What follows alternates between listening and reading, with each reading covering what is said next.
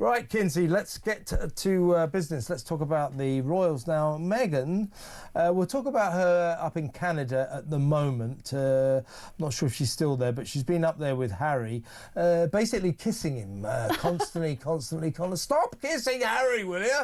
It's unseemly. But let's talk about her business future first, because I think this is a fascinating story.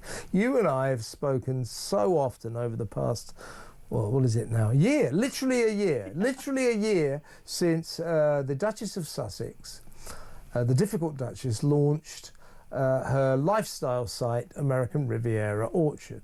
Still not open for business. Has been mired in a lot of legal difficulties, even over the name.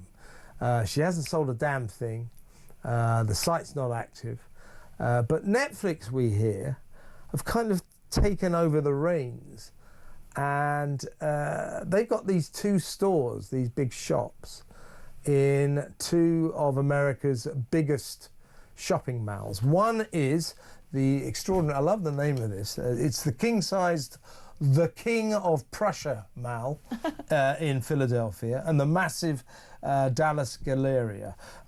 So these are the two huge stores, and then Netflix have got shops in there. Yeah. Now what Netflix are going to do now, to coincide with the release of Meg's uneagerly awaited lifestyle series with Love Meghan, that comes out on March the 4th, the lucky shoppers at the King of Prussia Mall in Philadelphia and the Dallas Galleria will be able to buy Meg's jam, honey, olive oil, and a couple of other products as well, wallpaper as well, apparently.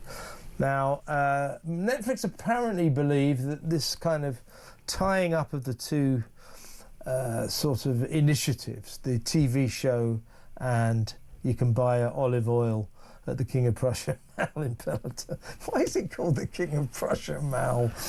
Did he used to live in Philadelphia or something? I don't think so. But I love the name. Now, you know, I know America quite well. You know it better than I do. Now, I just don't think that Philadelphia and Texas are the kind of places where shoppers are going to go, hey, I can buy a $50 jar of jam made by Meghan, Duchess of Sussex. This is desperate stuff, isn't it? Well, first of all, yeah, I'm from Texas, and I can tell you the South does not like Meghan Markle because they love the royal family, and they feel like Meghan has been so destructive towards the royal family, tearing Prince Harry away from, you know, the Queen and King Charles and his brother. So if there are sales made, I imagine it's people that are astute enough to know that somebody might buy it online, so they pick it up in the mall and throw it online somewhere. Yeah. But no, I don't think. And also, I'd say to you, when's the last time you were in a mall on purpose? I don't go to malls anymore. Everything's online, or I'll go into a specific shop. But what a bizarre way. I can answer that question. Oh. Just before Christmas, I took my laptop to Apple at the Brent Cross Centre in North London to try and get them to fix it for free, and it didn't work. That's the last time I go to a shopping mall, I'll tell you. They refused. Well, so this is called like Netflix House, and they're supposed to do multiple experiences. For instance, a Bridgerton tea is something that they might do, but it just gives you the idea of how desperate they are for a return on investment here when it comes to Meghan Markle, that they would try to generate this kind of interest in her and try to have these tangible products. We're not going to race out to get Meghan Markle olive oil or wallpaper. It seems like a very bizarre pursuit. And this will be, by the way, folks, this will be very expensive jam, very expensive honey, astronomically priced wallpaper. You know, this is brand designer label stuff. So it won't be, you know, a jar of jam, it's Jello, isn't it, in America? Jello? Oh, we call it jelly. Jelly and jam. Jelly, not Jello, jelly. Yeah, okay. Anyway, it won't be, you know, $2.50. It'll probably be $25 or something like that. Now, I don't think that the good people of Texas and Philadelphia are going to shell out that kind of money, do you? Texas and Philadelphia have experts of their own that they trust. Yeah. And Meghan Markle hasn't proven herself in this field. Also, the idea that we talked about this briefly, the idea that this is not a cooking show, it's a friendship show, it's a hosting show. Look at how special I treat my friends. Well, how does wallpaper have anything to do with how great you are as a friend? Which, by the way, we have plenty of stories of Meghan burning bridges. But how does there's nothing copacetic about this brand. There's nothing copacetic about these two ever. How does Meghan's lifestyle show have anything to do with her tongue down Prince Harry's throat right now at the Invictus Games? You know, there's We'll be talking about that in a minute, folks. But there's just nothing that makes sense. Do you know what I mean? Yeah. I get this fight because we discussed, was it last week, that Netflix had a launch only recently of a number of programs in Los Angeles, and they didn't actually mention With Love, Meghan, which probably is quite worrying for the Duchess.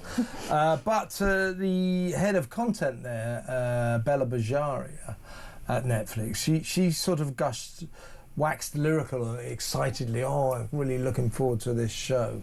And then you get this, that they're going to flog her products at their shops and try and coincide it with the release of With Love, Meghan on March the 4th. So what I'm sensing here is this is a massive corporation, the biggest streaming giant in the world. We've done a $100 million contract with the gruesome twosome, Harry and Meghan. And they're desperate to give the image, at least, that it is not what the Puck podcast called it.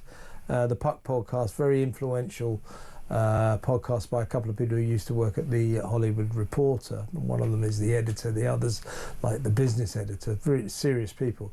They called Netflix's deal with the gruesome twosome one of the worst in Hollywood history.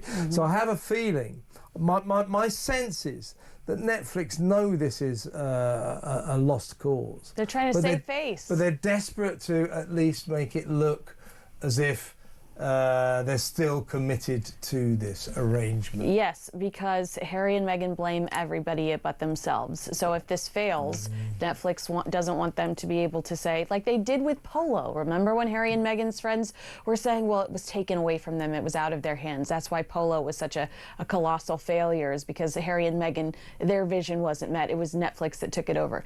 They want to be able to say, we did everything in our power to make this work. And unfortunately, it just, what was it? It didn't connect. Unfortunately, it didn't connect to the audience.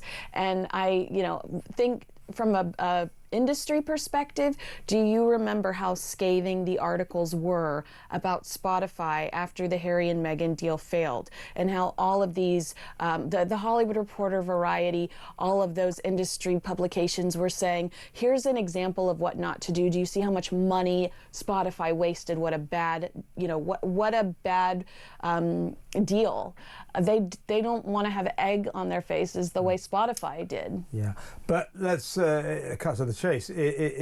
So I suspect a fair few people will watch episode 1 of With Love, Meghan. Yeah, it's like a car crash, okay? Because it's intriguing, but I suspect they'll get very bored with it very quickly, unless you're the kind of person who just can't wait to find out how to freeze edible flowers into ice cubes. This is important stuff, folks. It's a lifestyle series, no recipes, just sort of rich people in designer clothes frolicking in the Montecito sun. I don't think it'll work. I don't think selling jam in shopping malls is going to work. And at that point, this is make or break for her. This is the day of reckoning. March the 4th is Meghan's day of reckoning. And if it doesn't work, then she really is out in the cold. So we'll leave that hanging there. That's my view, and I know Kinsey agrees. We need... we can get onto this and then we'll go over the break with it. But we need to talk about Meghan and Harry up at the Invictus Games in Whistler in Canada. Hide your eyes, everybody. Yeah. And now we, again, for some time now, they've had this strategy, the Sussexes, don't be seen together, because professional separation. Yeah, professional separation. Their image makers said, do you know what, people hate you together, so don't be seen together. So they haven't been now, but that didn't work, so people still hate them. So they've got a new strategy. In fact, it's the new old strategy. They've gone back to basics, and they have now decided, been told actually, to be seen together again. So that's what they're trying up there in Whistler. But Meghan, that phrase, you know, less is more, she's never heard of it, has she? No. So not only are they together, as you said earlier, she seems to be spending her entire time with her tongue down her husband's throat. He's not Santa Claus. Get out of his lap, Meghan. Yeah, we call them PDAs, you know, public displays of affection. And at one point, just to sort of illustrate how cold and calculated this all is, they're sitting in the crowd, and Harry was heard to mutter, "Give us a kiss then." Oh. And she leans in, you know, and does the big kiss. And of course, you know, crash bang, what a picture, lovely photograph, all that. But it is just calculated. It's choreographed. They've gone up there, and she's decided it's going to be good for us if I'm seeing... It's going to be good for me. Yeah, it's going to be good for me if I'm seen looking affectionate towards my husband. So she can't take her hands off him. It's getting embarrassing. It is. But, like, I think we need to reiterate, it's going to be good for her, because the only one that excelled throughout the professional separation was Prince Harry. Even you and I, who are fairly but heavily critical, would sit back and go, look at Prince Harry shining on the charity circuit without his wife. We really saw a different side of him. It was old Harry that we'd occasionally see jump back on a stage or engaging with children. The only person the professional separation hurt was Meghan Markle.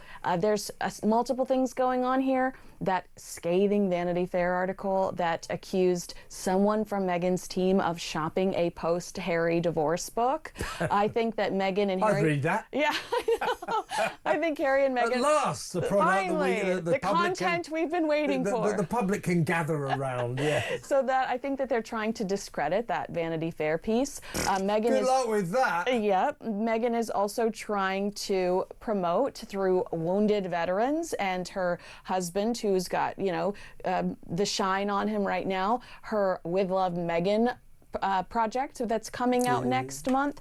And again, I think a lot of it is just trying to dispel the divorce and separation gossip that had generated prior to the Vanity Fair article. We had been talking about how the last time we saw them together was Tyler Perry's birthday party in August. We didn't see them together for almost 6 months, I think. Exactly. And she imagines that, you know, locking lips with her husband in Canada, you know, frequently for the cameras, is somehow going to blot out these constant allegations of bullying that frankly have ruined her brand. Her brand is tarnished, to say the least, and this is half the problem. This is why I think she's doing this sort of eyelid fluttering kissing antics up in Canada, because she's trying to get press, good publicity, because everyone in Tinseltown, everyone in the damn world, we read 8,000 words in Vanity Fair saying she was the most god-awful bully to her staff. That followed a report a few months back by the Hollywood Reporter saying, guess what? She was the most god-awful bully to her staff, which followed what happened when she was still here in Britain, working in the palaces, Frontline Royal, when all the staff said she was the most god-awful bully to them. What has emerged, I think, is a picture that now everyone is taking to the bank. This woman is a god-awful bully to her staff, and she thinks kissing Harry for the cameras will somehow blot out the memory of that. It's not going to work, is it? It's not going to work, but, you know, back to With Love Meghan, people that have seen With Love Meghan say that that is basically what this entire series is. She doesn't say anything that could even remotely be considered edgy. It's just hugs and giggles and smiles and frolicking through someone else's garden. You know, this is all a desperate PR spin, because the truth is out. She's not a very easy, person to collaborate with. She's not a very nice person, allegedly, when it comes to being a boss. And I think that this is just all a desperate attempt to change public perception because no one wants to work with her. Yeah, she stands accused of being, frankly, a calculating, horrible person. That's what people think about her. She's desperately trying to project a different image.